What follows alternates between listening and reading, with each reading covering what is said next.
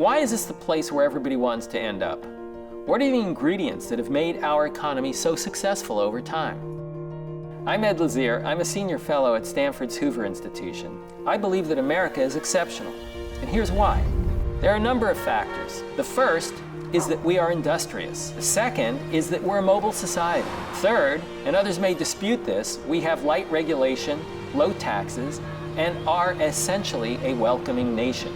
Tocqueville wrote, "The state of things is without parallel in the history of the world. In America, everyone finds facilities unknown elsewhere for making or increasing his fortune. The spirit of gain is always eager, swayed by no other impulse but the pursuit of wealth." Notice that that's not said in a pejorative way. Tocqueville was really affirming a position that was articulated decades earlier, in 1776 by Adam Smith in The Wealth of Nations, where he argued that people acting in their own interest will, like an invisible hand, help the economy grow and move things forward. Tocqueville viewed Americans as willing to work and believed that the invisible hand moved more effectively here than anywhere else in the world. That's still true. We work harder than people elsewhere, and this chart shows the number of hours worked per person in the working age population. It basically says, take the total number of hours that people are working, divide that by the population, and ask how many hours you get. It's high not only because people who work put in long hours, it's also high because lots of American adults are employed. A very high fraction of our adult population works. Japan used to lead in this regard, but in the last couple of decades, the United States has passed Japan. We have both higher labor force participation and higher hours of work. Some may believe we're working ourselves to death, but I would say our work hours are a positive sign when coupled with our relative wealth. This essentially says that wealth has not made us lazy. We still seem to have the drive that was required to make the economy and the country grow throughout our first 200 years. That spirit seems to be present, and it's an encouraging message.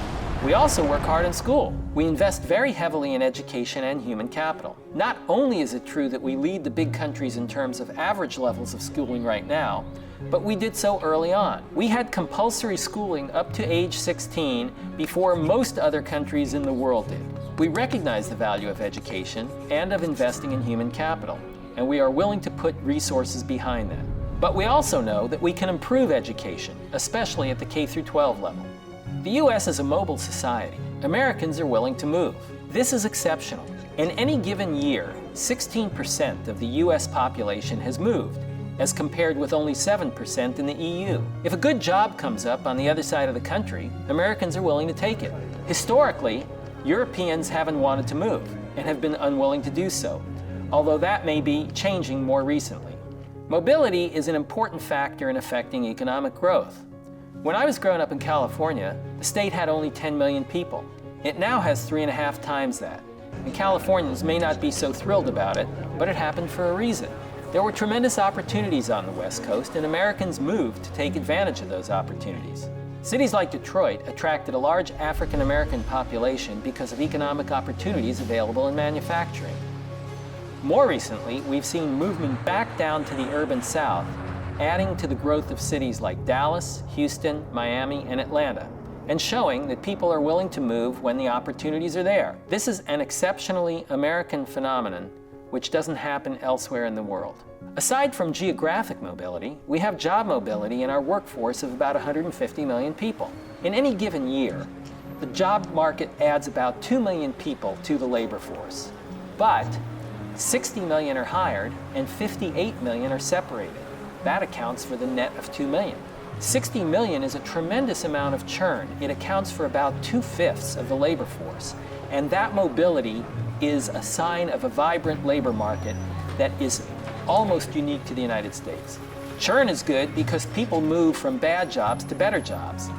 They move from jobs for which they're poorly suited into jobs in which they're better suited. And that happens constantly. We lead the world in this type of mobility. And that's why the American economy is exceptional.